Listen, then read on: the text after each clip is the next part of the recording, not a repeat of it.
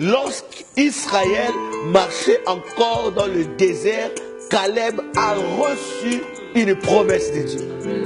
Alléluia.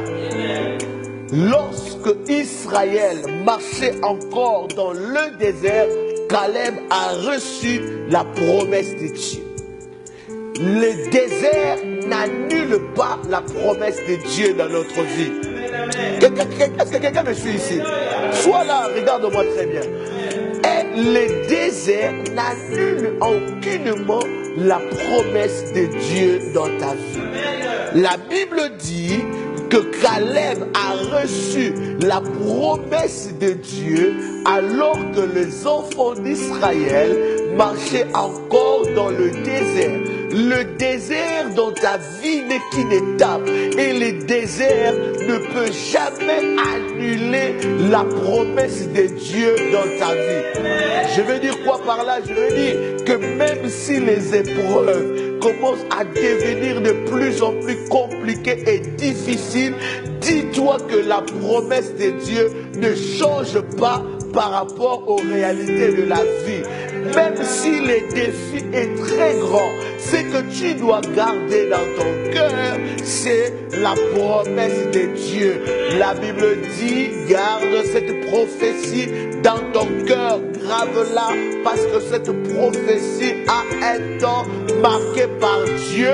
Elle marche vers son accomplissement, elle marche vers son terme, et la Bible continue à dire qu'elle ne mentira pas. Donc la prophétie de Dieu dans ta vie ne peut jamais mentir. Et les épreuves, les circonstances, les défis de ta vie ne peuvent jamais annuler la prophétie de Dieu. Alléluia. Même dans les déserts, tu marches avec le Seigneur. Il y a quelqu'un dans la Bible qui a compris cela, qui s'appelle David. Il dit, même lorsque je marche dans la vallée de l'ombre de la mort, je ne crains aucun mal, parce que tu es avec moi. Il dit, ta houlette et ton bâton me rassurent. Ça veut dire quoi? Les déserts n'annulent pas les promesses de Dieu. Les déserts n'affaiblit pas les promesses de Dieu.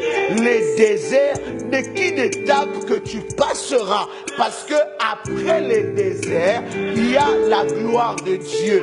Mais maintenant, écoute, dans le paquet de la prophétie de Dieu dans ta vie, il y a le compartiment ou l'étape du désert. Donc, le désert fait partie de l'étape de l'accomplissement de la promesse de Dieu.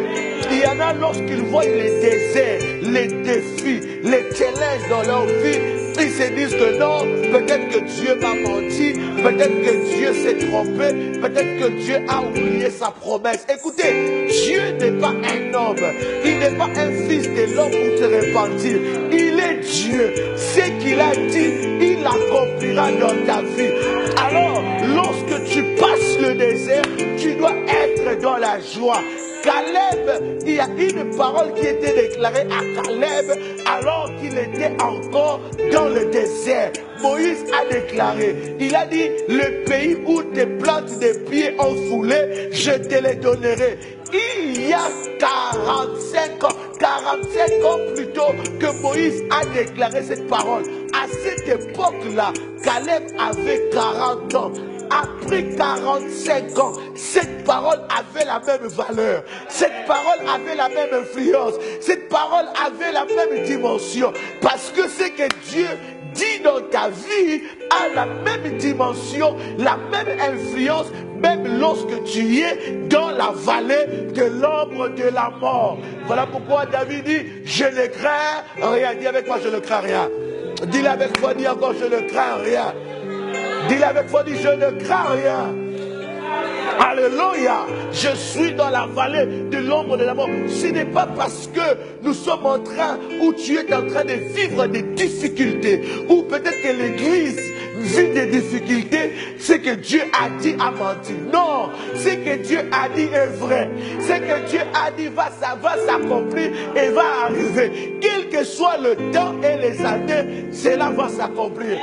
Écoute, Caleb, pendant 45 ans, il n'a pas faibli, il était ferme dans sa foi, parce qu'il savait que ce que Dieu a dit au travers de son serviteur va s'accomplir. Je veux dire à tous les enfants de Dieu qui ont reçu une parole venant de son serviteur, des serviteurs de Dieu, ou venant de moi, de la part de l'Éternel, laisse-moi te dire, quelles que soient les années, ce que Dieu a dit va arriver, va s'accomplir, que l'ennemi le veuille ou pas, que tu aies plus d'ennemis dans ta vie, cela ne doit pas te mettre en doute de la parole de Dieu, parce que ce qu'il a déclaré est oui et amen.